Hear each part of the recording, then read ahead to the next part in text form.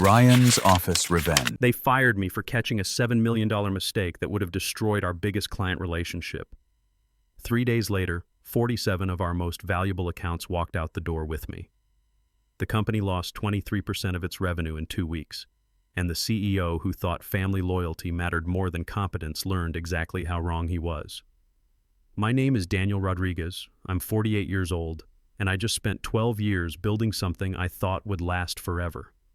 At 48, starting over felt daunting, but turns out I was building it for myself. I just didn't know it yet. That Tuesday morning started like any other. I'd been up since 5:30 reviewing the quarterly presentation for our enterprise clients. My proprietary client relationship methodology had taken years to perfect, and every detail mattered when you're managing accounts worth $180 million annually. Coffee number 2 was getting cold on my desk as I went through the revenue projections one more time. These weren't just accounts to me. They were partnerships I'd cultivated since Walsh & Associates was barely more than a startup with big dreams. The conference room filled up by 8:45. Gary Turner from Zenith Industries was already there, scrolling through his tablet like always. Rebecca Coleman from Apex Global was chatting with Scott Williams about their kids' baseball seasons. These people trusted me with budgets that could make or break their companies. I'd earned that trust through late-night crisis calls, saved campaigns, and 12 years of never letting them down. Hell, I'd personally flown to Denver during a blizzard to save Rebecca's product launch when their local vendor screwed up. Then Kevin Walsh walked in. 26 years old, fresh, MBA, and more importantly, Stephen Walsh's nephew. His official title was Executive Project Director, a position that hadn't existed until 6 weeks ago when he'd appeared in our offices like a bad omen in an expensive suit. The kid had potential maybe, but Stephen was rushing him into senior client management faster than a NASCAR pit stop. "Morning, everyone," he said, voice too eager, too confident. "I've made some last-minute optimizations to our presentation." My stomach dropped.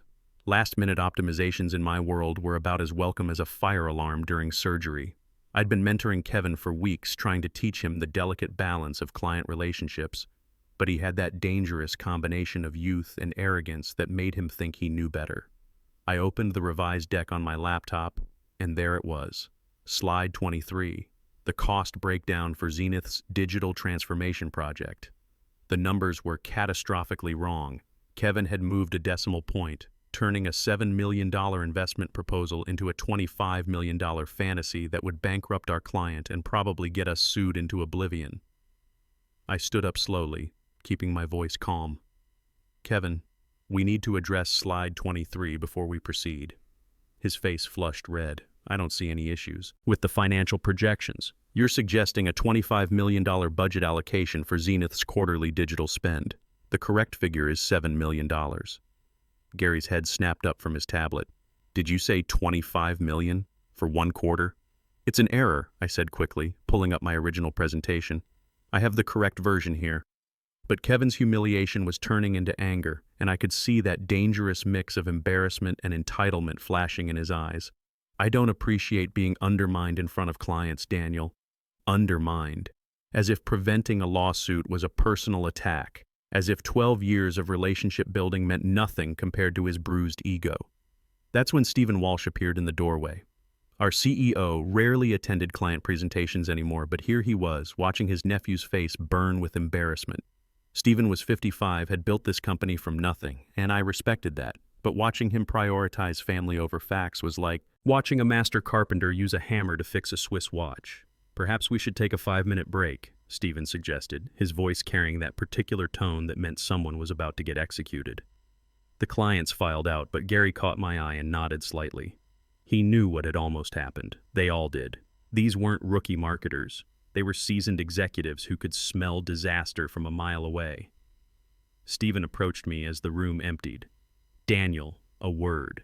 Kevin lurked behind him, his humiliation morphing into something nastier. I could practically see the wheels turning in his head, already crafting the narrative where I was the villain who'd embarrassed the boss's family. "You handled that poorly," Stephen said, his tone measured but cold. I blinked. I prevented a $7 million miscommunication that could have destroyed our relationship with our biggest client. You embarrassed a member of my leadership team. I protected our client relationships and our company's reputation. That's what you pay me to do." His smile was winter cold, and I realized this conversation wasn't about the mistake at all. "Did you? Because from where I'm standing, it looks like you're having trouble adapting to our evolving leadership structure." That's when I knew. It didn't matter that I'd saved the company from disaster. It didn't matter that I'd spent 12 years building these relationships from nothing, that I'd personally trained Kevin on client management protocols he'd apparently ignored. What mattered was that I'd made his nephew look incompetent in front of people who controlled our biggest revenue streams. The meeting resumed with my original numbers. The clients signed off on everything, but the atmosphere had shifted like a storm rolling in. Kevin sat silent, taking notes with vicious pen strokes. Stephen stayed for the entire presentation, something he'd never done before, his presence a dark cloud in my peripheral vision. As the clients left, Gary lingered near the conference room door. "Daniel," he said quietly, glancing around to make sure we weren't overheard. "That was a close call. If we'd signed off on those numbers," he shook his head.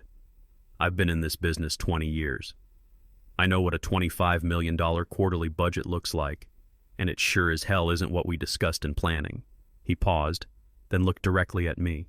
"Watch your back." But I was already watching.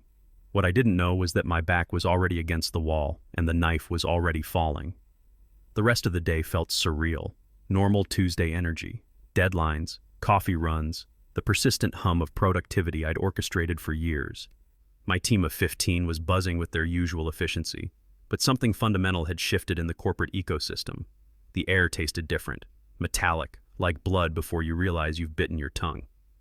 I spent the afternoon doing what I always did, managing crisis situations, reviewing campaign, performance, mentoring my junior staff. But every interaction felt loaded with new meaning. When Lisa Brooks asked about the Q4 budget allocation, I found myself wondering if I'd be around to see Q4. When Jason Brooks brought me his creative concepts for the Sterling Industries rebrand, I caught myself thinking about who would approve them if I wasn't here. Around 3 p.m., Kevin walked past my office. He didn't look in, didn't acknowledge me, but I could feel the smugness radiating off him like heat from asphalt. 26 years old, and he thought he'd won some kind of victory. The kid had no idea what he'd actually started. I'd been in corporate America for 25 years, started as a junior account coordinator when I was 23. I'd seen companies rise and fall, watched talented people get crushed by politics, witnessed nepotism destroy billion-dollar businesses. But I'd survived it all by being indispensable, by building relationships that transcended corporate structure. What Kevin and Stephen didn't understand was that those relationships weren't owned by Walsh and Associates, they were owned by me. At 4:30, my assistant Vera knocked on my doorframe. She'd been with me for 6 years, knew my schedule better than I did, and had that particular look on her face that meant trouble. "Daniel," she said quietly, glancing over her shoulder. "HR called. They want to see you. Now." I felt my chest tighten, but I kept my voice steady. "Did they say what about?" "Organizational compatibility." Her eyes were sympathetic. "I'm sorry. Organizational compatibility. Corporate speak for you're about to get fired."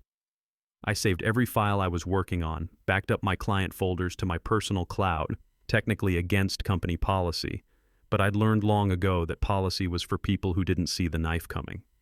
My client relationship database, my proprietary sales methodology, 12 years of carefully documented interactions and strategies, all of it uploaded to my secure personal server. "Vera," I said, standing up, "if anyone asks where I am, I'll handle it," she said, and I could see she already knew how this was going to end. The walk to HR felt both endless and too short. Walsh's offices sprawled across the 42nd floor, all glass and steel and modern art that cost more than most people's houses. I'd helped choose this space, fought for the open floor plan that encouraged collaboration, insisted on the client lounges that made million-dollar deals feel like coffee with friends. Michelle Foster sat behind her desk like an executioner who'd rather be anywhere else. Stephen Walsh occupied the chair beside her, hands folded, wedding ring catching the late afternoon light streaming through the floor-to-ceiling windows. "Daniel, please sit," Michelle said in that particular HR tone, professionally sympathetic, legally bulletproof.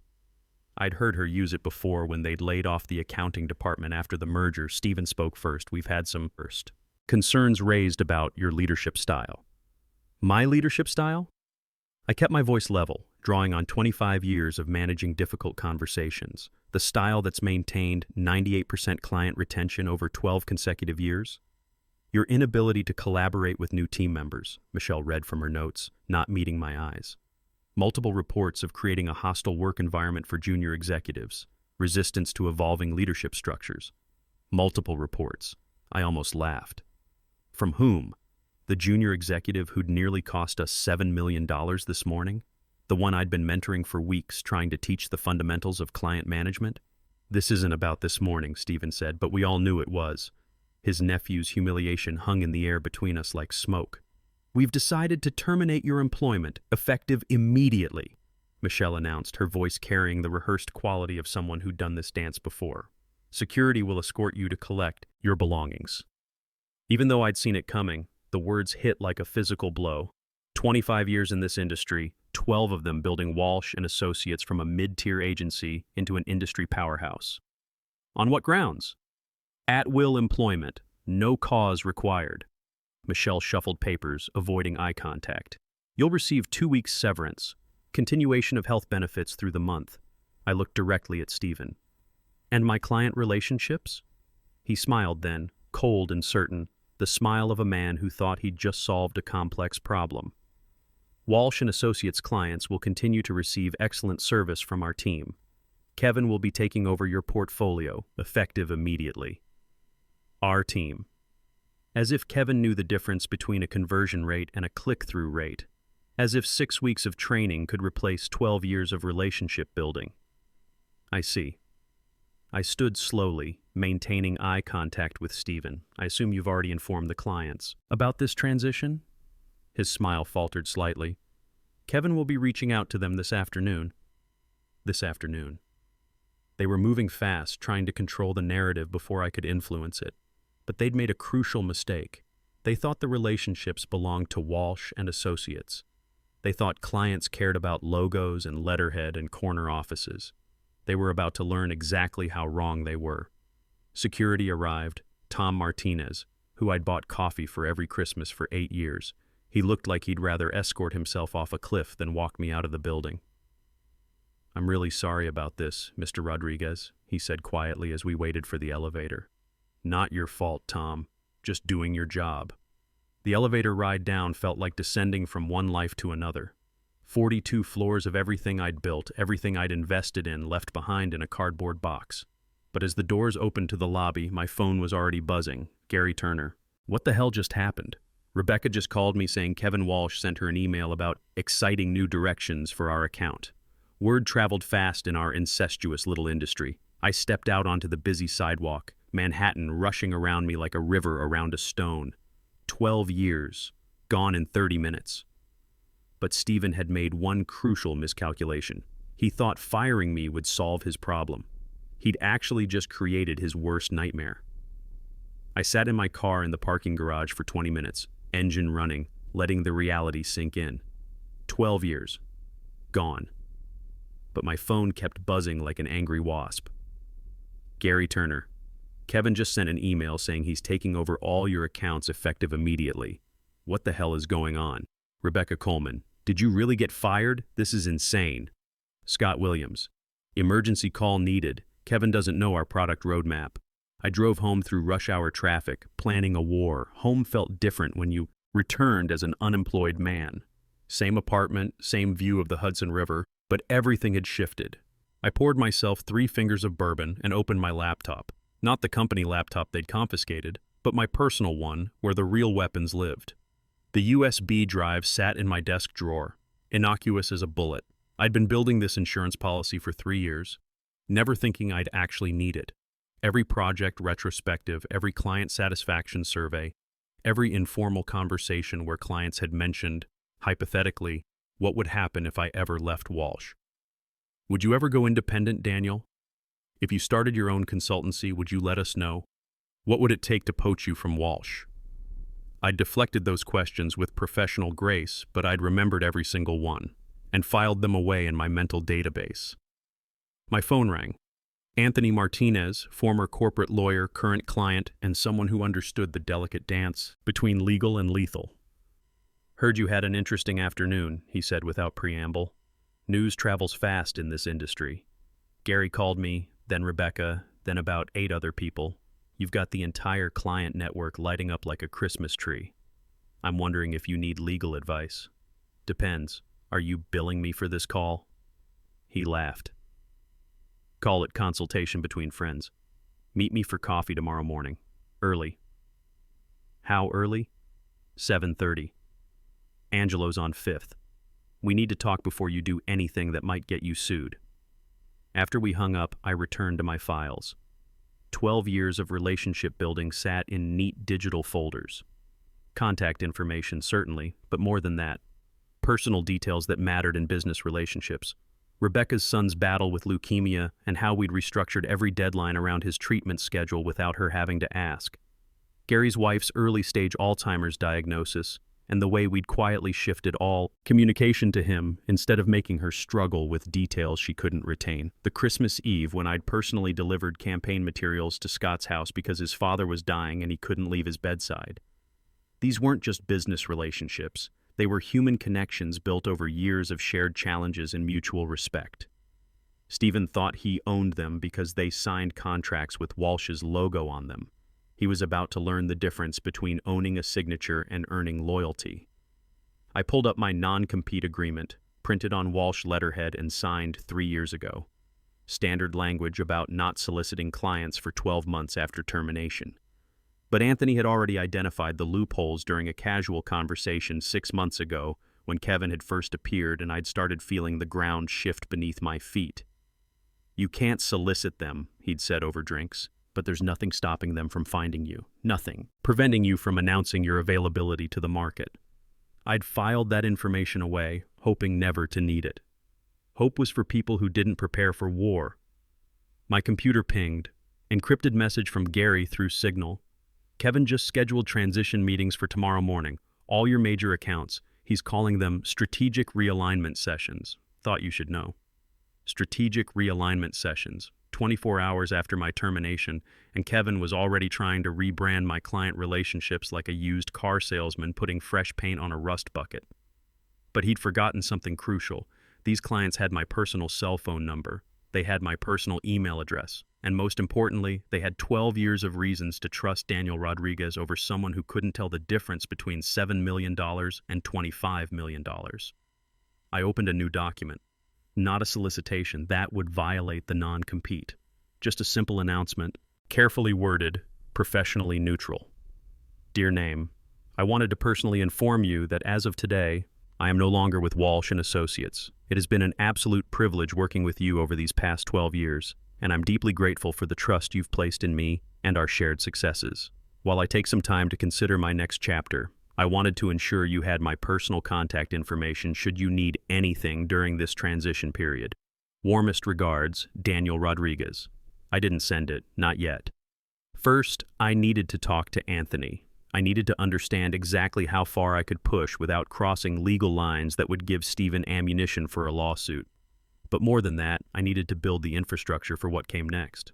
I spent the rest of the evening organizing, creating spreadsheets of client contracts and renewal dates, mapping out pain points and growth opportunities for each account, building a business plan that had been percolating in the back of my mind for years, ever since I'd realized that Walsh and Associates was more dependent on my relationships than my relationships were dependent on Walsh and Associates.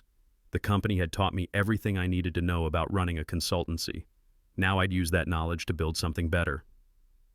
At 2:15 a.m., I finally closed my laptop. 3 days.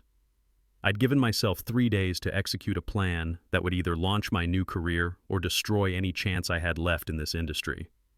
But as I lay in bed staring at the ceiling, I kept thinking about Stephen's cold smile when he'd said Kevin would be taking over my portfolio. That absolute certainty that he'd solved his Daniel Rodriguez problem. He had no idea what he'd just unleashed. The USB drive sat on my nightstand, harmless as a sleeping snake. Tomorrow I'd meet with Anthony. Tomorrow I'd begin to wake it up. Tonight, I planned. And every plan started with the same beautiful truth that I'd learned over 25 years in this business. Clients don't hire companies, they hire people. Stephen Walsh was about to get a masterclass in that fundamental principle. Day one began with purpose. Anthony was waiting at Angelo's when I arrived at 7:25, 2 espressos already steaming on the table. He'd commandeered a corner booth, a highlighted copy of my non-compete agreement spread between us like a battle map. "You look remarkably calm for someone who just got knifed in the back," he said as I sat down. "Calm is just rage in a better suit." He laughed and tapped the contract. Section 4, subsection C. You cannot directly solicit Walsh clients for 12 months. Cannot approach them with competing offers. But here's what it doesn't say. He flipped to the next page. It doesn't prevent you from announcing your departure. Doesn't stop you from being available if they reach out. And most importantly, it says nothing about clients who independently decide to leave. We spent 45 minutes dissecting every word, every possibility. By the time we finished, I had a clear understanding of the tightrope I was about to walk. Legal, but barely. Ethical depended on your perspective. I returned home and crafted my LinkedIn announcement with surgical precision. After 12 incredible years at Walsh & Associates, I've decided to explore new opportunities in strategic consulting. I'm deeply grateful for the relationships built and the trust earned during my tenure. While I take time to consider my next chapter, I remain passionate about helping businesses achieve meaningful growth. Neutral, professional, and absolutely loaded with subtext for anyone who knew how to read between corporate lines. I posted it at 11:47 a.m. when I knew the industry would be taking their pre-lunch social media break. The response was immediate. Gary Turner, just saw your update. Can we talk? Rebecca Coleman. What the hell happened? Call me. Scott Williams. Coffee this afternoon? Patricia Santos from Stellar Technologies. Heard through the grapevine. Very interested in catching up. By 3 p.m., I'd fielded 12 phone calls. Each followed the same pattern. Shock at my departure, fishing for details, then the crucial question. So what are your plans? Still figuring that out, I'd say. But I know I want to continue working with people who value genuine partnership and attention to detail. I wasn't soliciting. I was existing. And if they chose to read meaning into that existence, well, that was their prerogative. The most interesting call came from Patricia Santos. She didn't bother with small talk. Kevin Walsh just sent me an email about taking over our account, she said. He misspelled our company name, twice, and he seems to think we manufacture software instead of medical devices. I said nothing, but I could hear her frustration building. Daniel, I'm not asking you to say anything. I know you legally can't. But if you happen to start something new, something that values competence over connections. She paused. I'd be very interested in hearing about it. I appreciate your friendship, Patricia. It's meant everything to me over these years. Friendship. Right. Well, friends keep in touch, don't they? Day 2 brought acceleration. Kevin's transition meetings were apparently going about as well as expected. My phone buzzed constantly with updates from clients experiencing his unique management style. He asked if we wanted to pivot to a more youth-focused strategy, texted Jennifer Clark from TechFlow Solutions. We're a B2B enterprise software company. Our average client is 52. From Ray Martinez at Industrial Dynamics, he suggested we should consider influencer marketing. We manufacture industrial drilling equipment.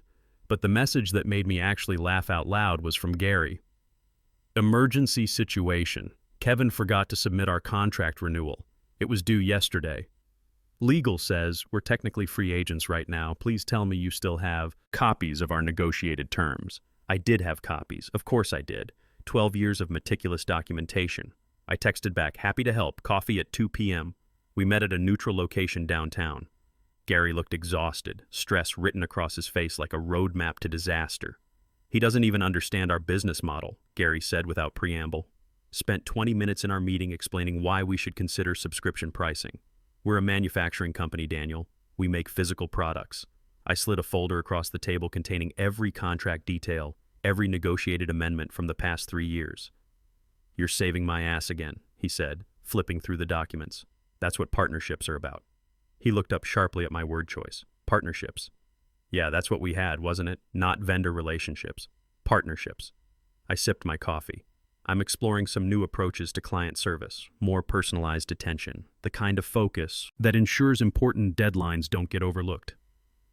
Daniel, he said carefully, hypothetically speaking, if someone with your expertise were to start an independent consultancy, hypothetically, that someone would prioritize working with established companies who value long-term relationships over cost-cutting measures. We talked for another hour, dancing around the obvious conclusion neither of us could say directly. Day 3 was the crescendo.